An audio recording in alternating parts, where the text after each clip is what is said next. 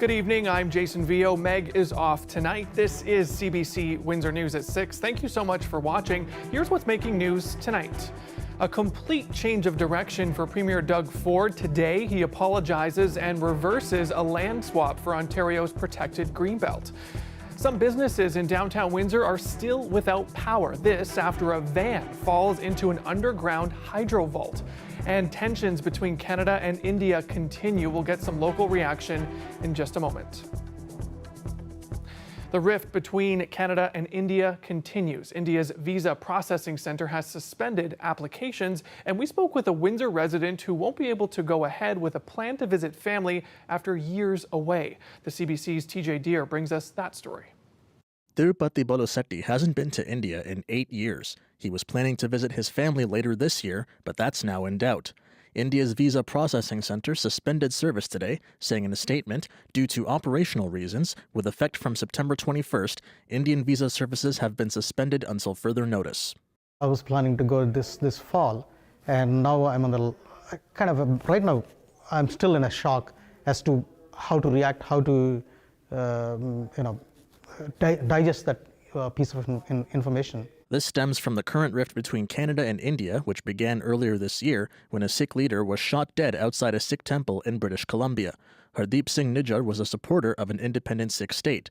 The Indian government branded him a terrorist and accused him of leading a militant separatist group, an allegation his supporters have denied. Earlier this week, the Prime Minister alleged Indian government agents were involved in the killing.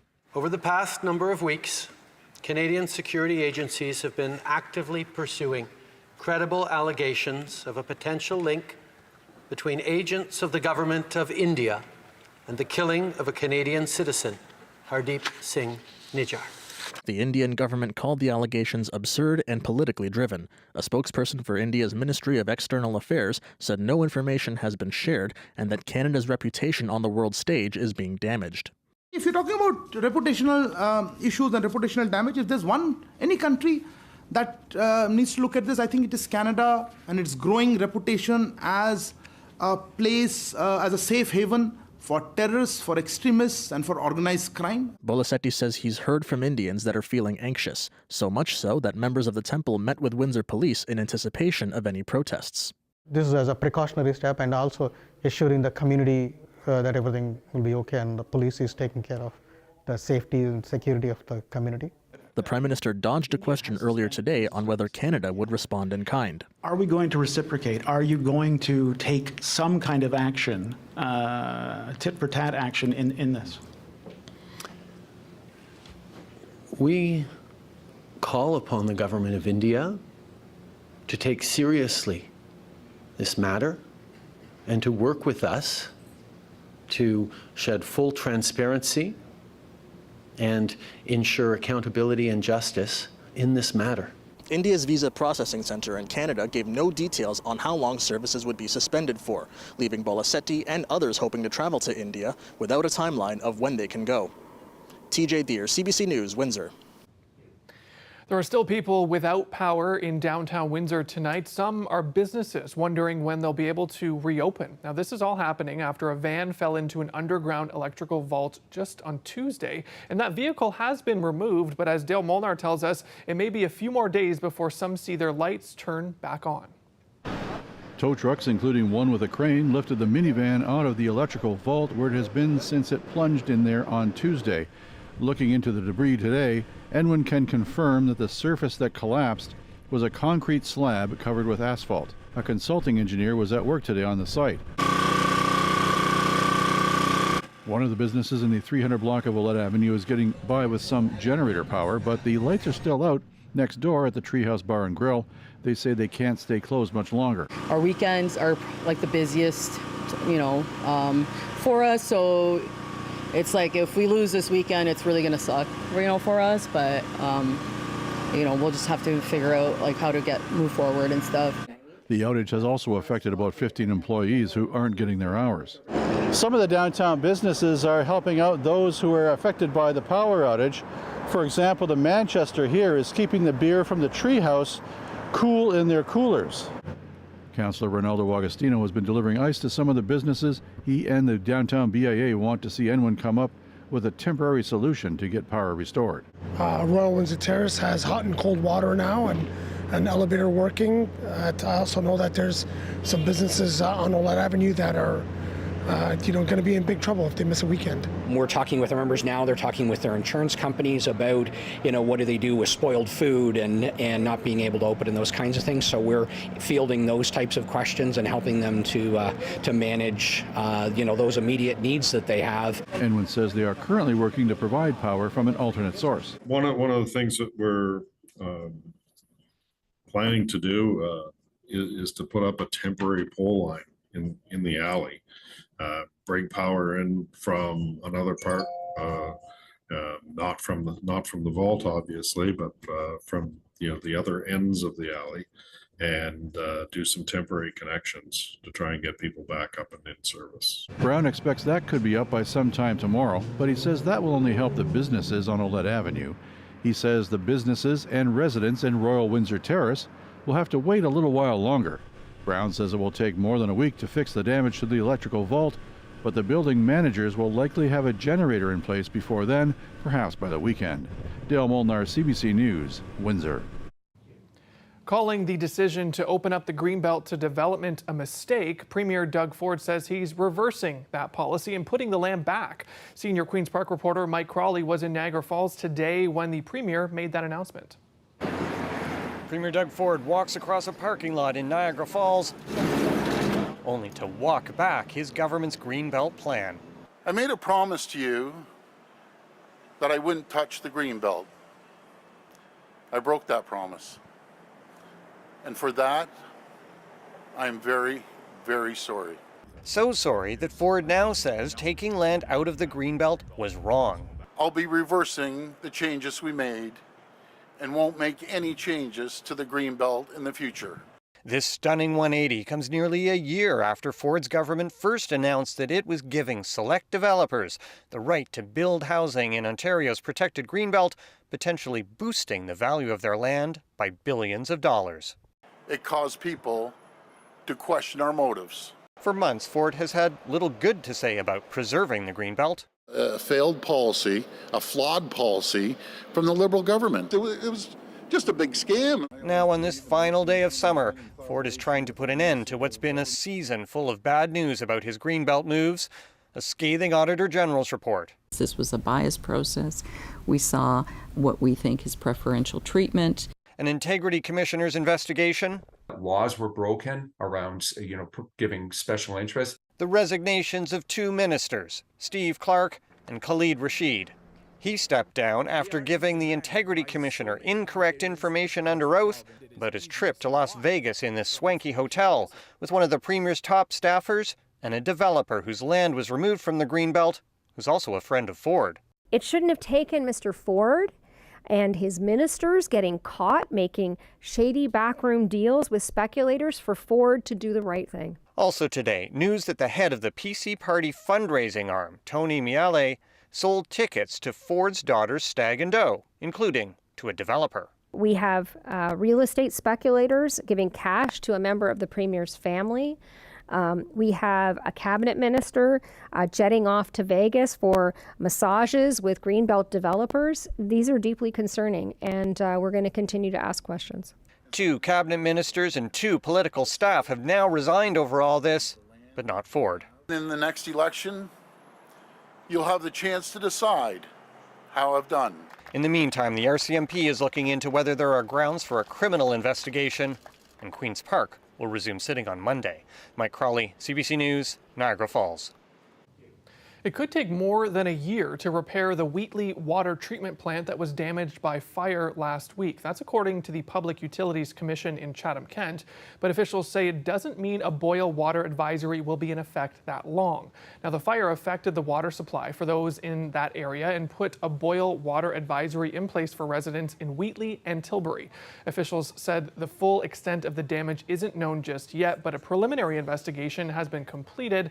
Parts to fix those systems can take a long time to get delivered, and for now, the water supply is coming from neighboring plants and bulk water haulers. Officials say once they stabilize the water supply, they'll be able to test the water, and when it's safe to do so, the boil advisory will be lifted. Chatham-Kent could be looking at a big bill when it comes to protecting some properties from flooding between Erie Beach and Erie O. That's what will be discussed before council tonight.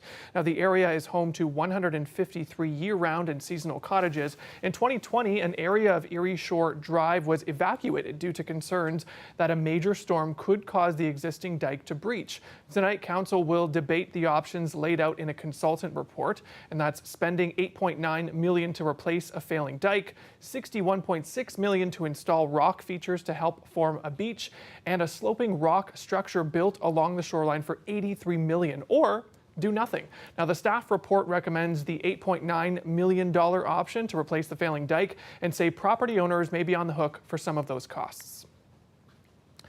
The federal government introduced new legislation today aimed at helping with housing and grocery affordability. The bill would remove GST on new rental housing construction and beef up powers for the Competition Bureau to look into what grocery companies are doing.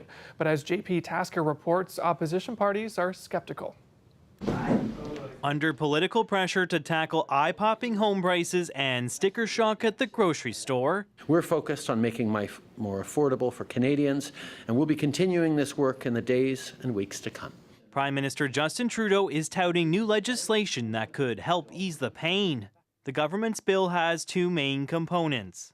The first, Ottawa will scrap the federal GST on new rental home construction, a 5% savings designed to prompt a building boom. The second, new powers for the Competition Bureau, changes that could curb future mergers in the grocery sector. After a number of decades, it's about time that we act decisively on competition.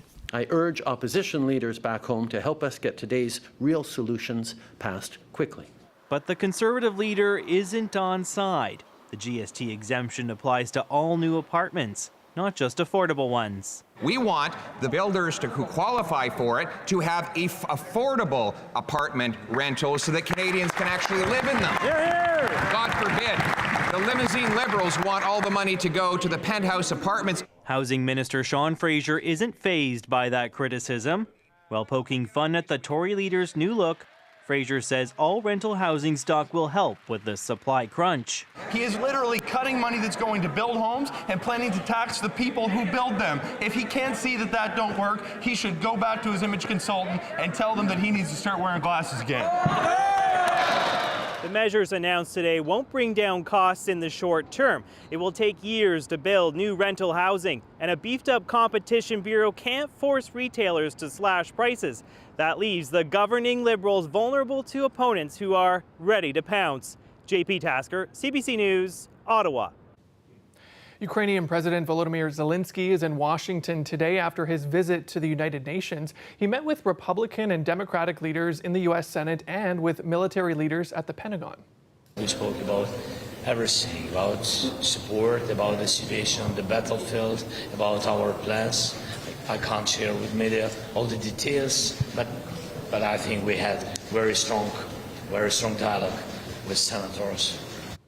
Zelenskyy is looking for continued military and financial support from the U.S. for the war in Ukraine, and his visit comes at a critical time. U.S. President Joe Biden is requesting another $24 billion in military and humanitarian aid for Ukraine, but a number of Republicans are pushing back and questioning the billions of dollars Washington has already sent to Kyiv. Ukraine is also facing the possibility of intensified Russian attacks over the winter. And Zelenskyy will visit Canada after his trip to Washington wraps up. It'll be his first visit here since Russia invaded his country in February 2022.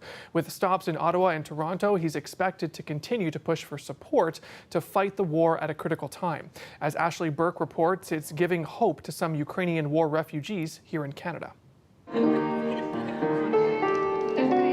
Ukrainians who fled their homes during Russia's invasion and sought refuge in Canada have watched their president's every move fighting Russia from afar.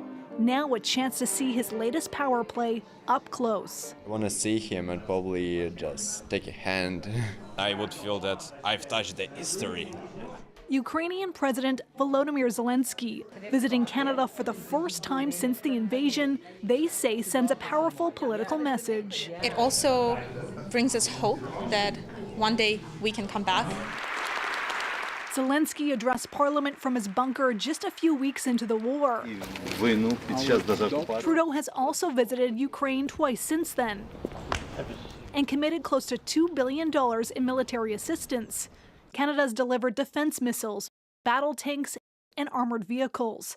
But the Ukrainian counteroffensive is moving slowly, with no quick end to the war in sight. It seems like we're seeing each other every few weeks now. At a NATO summit in July, G7 countries proposed a plan to provide Ukraine with long-term security assurances. As Poland stops supplying weapons to Ukraine and Republicans waver in the U.S., Zelensky's expected to make his appeal to Canada in person for more military support. Canadians make a compelling argument that this is a high-intensity warfare, the kind of we haven't seen in a very, very long time, namely World War II or the Korean War, like early 50s. And these are long wars. Canada's representative to the UN says the government's support remains unwavering. Where we have done a lot to help them, and we need to do more. With the need in Ukraine likely to last at least until next year, some Ukrainians here are hopeful Zelenskyy leaves Canada with what he's asking for. Ashley Burke, CBC News, Ottawa. Still to come, we take a peek at your weekend weather forecast. That's coming up right after the break.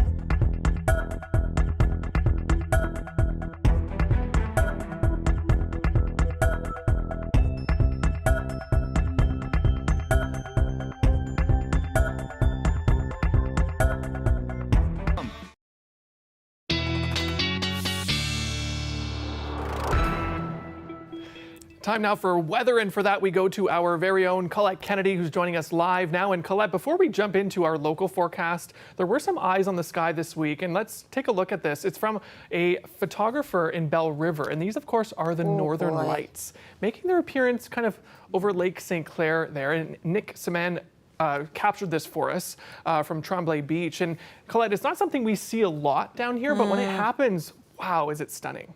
It is incredible.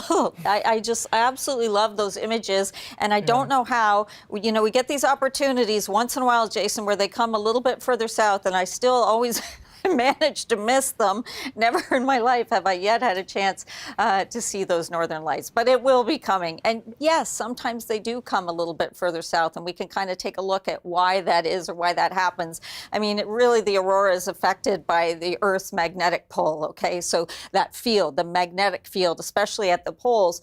And what can happen here is those solar winds, depending on the strength of those, which allow it to kind of get away from the magnetic field or poles, is it can come a little bit further south, and from time to time that happens, and in that particular case, in a really stunning way.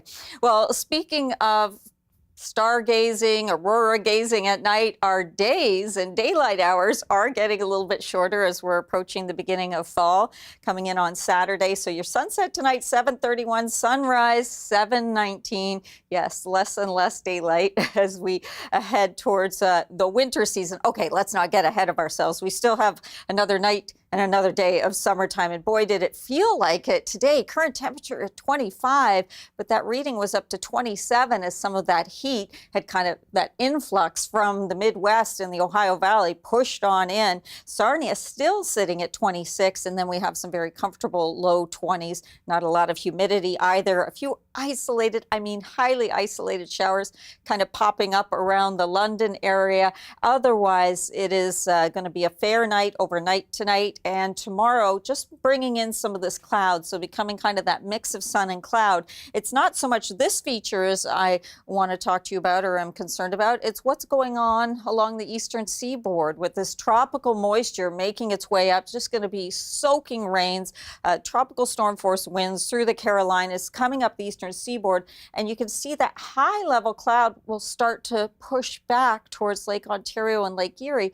But it does appear that that's about it, is that some of that high-level cloud is going to come our way and into our skies on the weekend, but not necessarily much more than that. I've got the 5-day forecast here in just a moment, but can you believe these overnight temperatures? Our low around 17 degrees, that's 1 a.m., but by the time we get to tomorrow morning, around, say, 7 or 8, we'll already be at about 19 or so. And then we're headed to a high, not quite as warm as today, but the last day of summer still giving us a treat with a high of 25. These overnight temperatures in the teens, they're mild, and rolling forward, it's not till we get to about Monday, Tuesday, temperatures get back closer to normal for this time of year. So you can say goodbye to summer comfortably and say hello to fall, I think, comfortably as well. It's going to be a really nice looking first weekend of fall coming our way. And it looks like a pretty nice weekend, Colette. I have to admit, I probably have to mow the grass one last time and put the patio furniture away. So this looks like a great weekend and without to do that. any rain showers or strong winds, no excuses. There you go. There we go. I have a little to-do list this weekend. Thanks, Colette. Still to come, some may think it's a bit too soon for this too, but we're doing it. We'll take a peek at some of the top toys for this upcoming holiday season. That's next.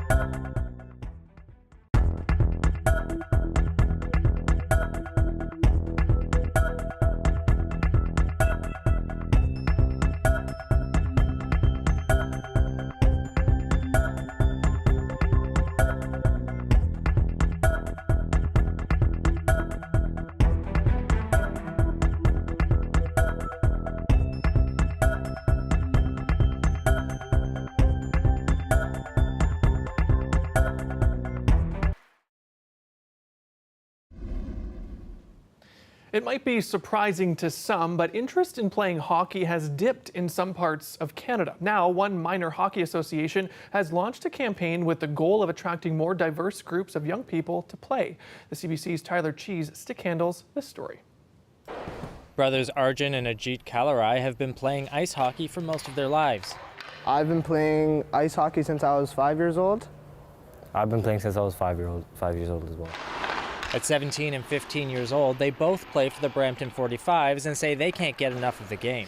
I'm glad I can zone out, and even if I have stuff going on, I'm glad hockey's kind of an outlet for me. It's fun, it's competitive. I've been doing it since I was a kid and I've always loved it. Brampton is home to a growing hockey scene, something the Ontario Minor Hockey Association wants to see all across the province. The beauty of hockey is it is a sport you can play for life. You can continue to coach, you can officiate, you can keep playing as an adult. It's something that will carry through, your whole life. The Ontario Minor Hockey Association says enrollment numbers have been down since the pandemic, which is why they're starting a new registration campaign reminding potential players and their families that hockey is fun. We're endeavoring to bring new families and new players to our game. And part of the way we're doing that is to simply talk about how fun the game of hockey is, and for parents and families to look at hockey as a sport of choice. Part of that drive is to appeal to newcomers to Canada. That's why, for the first time in the association's history, they're running ads in Mandarin and Punjabi. We're talking about improving the sport in terms of getting to an audience that is greater than it is today. And so we're looking at the diversity and inclusiveness of hockey. He says the best way to get people interested is to let them try it out. It's just about getting a stick in someone's hand and actually trying to encourage just the play of the game and understanding it. And I think that's what we're focusing on. The campaign is appropriately titled Hockey is Fun and is now running on social media. Tyler Cheese, CBC News, Brampton. With just a short 3 months to go, a British toy retailer has decided to unveil its top Christmas toys for this year. The store opened its doors for children to try out its top 10 toys at a special event today. One toy that seems to be an instant hit is the flying fairy. And while the snow was obviously fake, Santa appeared to be quite real, and these kids didn't seem to mind for them that Christmas came this early.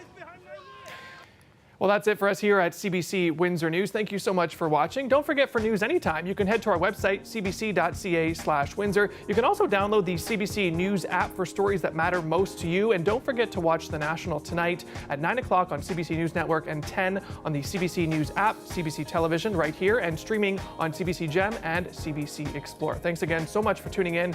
Have a lovely sunny evening.